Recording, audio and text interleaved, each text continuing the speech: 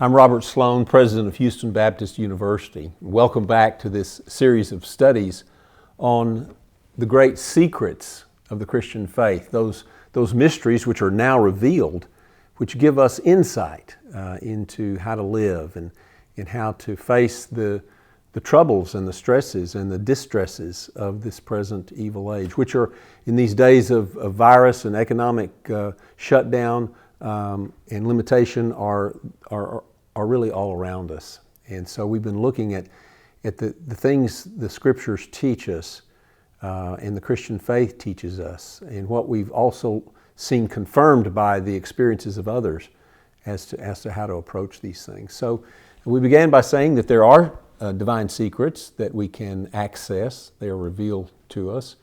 We saw also that we must approach the time of suffering by submission, by faith, by trust that God is at work. And now I want to bridge over to another secret that I've already introduced in my introductory presentation, and so I'll just briefly cover that one as well. And that is the secret of contentment. Contentment. Paul refers to this in Philippians 4, and that's the passage where, as I said earlier in the study, he uses that very unusual memuomai is the term, if you wanted to hear the Greek. It means I have been inducted, or I know the secret, or I have been initiated into the secret. It's how he is able to cope and respond when he has not only not enough, but even when he has enough.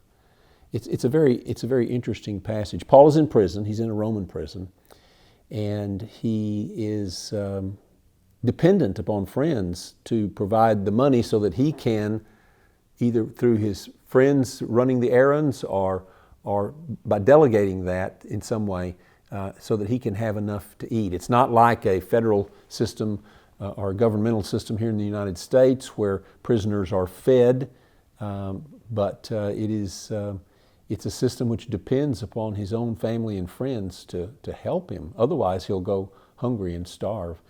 And so he has known some times in prison of not having enough. But he says that he has learned the secret of flourishing, of having enough, and he's learned the secret of being hungry, of being in need. And then he tells us really what that is. So I want to read it to you. It's a very wonderful passage. The secret is, I called it the secret of contentment, and it's usually described that way. The secret is not contentment per se. The secret is how to gain contentment. He says, thank you for the gift. The Philippians have sent him a gift of money. Not that I speak from want, for I have learned to be content. It's a Stoic term. It's a very interesting term that Paul would use this word from the Stoic philosophers. It's sort of contentment. It's what they aim at, a kind of inner self-sufficiency. I've learned to be content in whatever circumstances I am. I know how to get along with humble means, and I also know how to live in prosperity. In any and every circumstance, I've learned the secret. I've been inducted into the secret of being filled and going hungry, of having abundance and suffering need. I can do all things through Him who strengthens me, as the translation goes. So the secret is that Christ, this is a reference to Christ who strengthens. We know that from various other clues in Paul's writings. Through Christ who enables him and strengthens him, he is able to experience this thing he calls contentment, at least in this passage. It's not, however, what I think the Stoics meant by contentment. In fact, Paul has already told us in an earlier passage, and you have to connect these two passages. He's told us in an earlier passage, a couple of paragraphs above, what he means by contentment. I think what he means by it is the peace of God.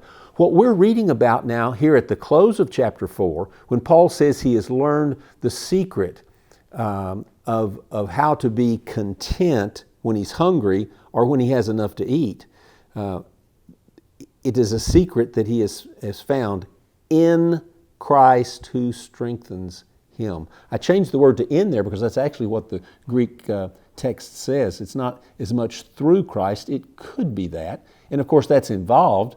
But it means by being somehow in union with Christ, he experiences the power that comes through Christ. But the passage I'm referring to earlier is the passage, it's the most often apparently searched passage over the last several weeks for Christians in Google searches.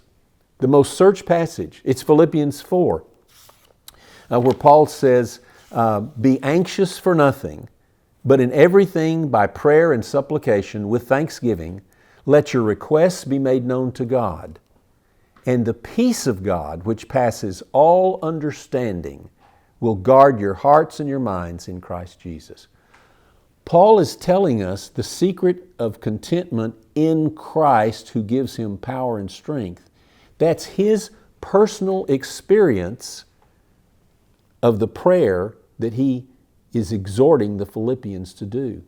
He had learned that himself, that when he was hungry, when he was needy, when he was perhaps cold and damp and the conditions were terrible in his imprisonment, he had learned to be anxious for nothing, but to lay all of his prayer requests and his supplications, his petitions, with thanksgiving before the Lord.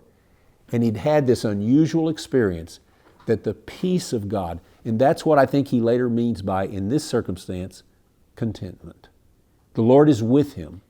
The peace of God, which passes all understanding, will guard your hearts and minds in Christ Jesus. It's an interesting expression, guard your heart and mind. It's as if your heart and mind is liable to somehow come, run amok, is to go crazy, to be let loose from the bounds of discipline.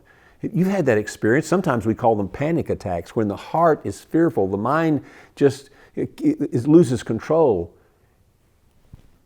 But the peace of God gives a guardian, guards, the peace of God guards the heart and the mind in Christ Jesus. And so Paul says that he has learned how to do this kind of prayer in the moments of his anxiety, worrying about what he would eat, worrying if he's going to die, worrying if he's going to be released, worrying are there any physical tortures to which he has been subjected? It's possible.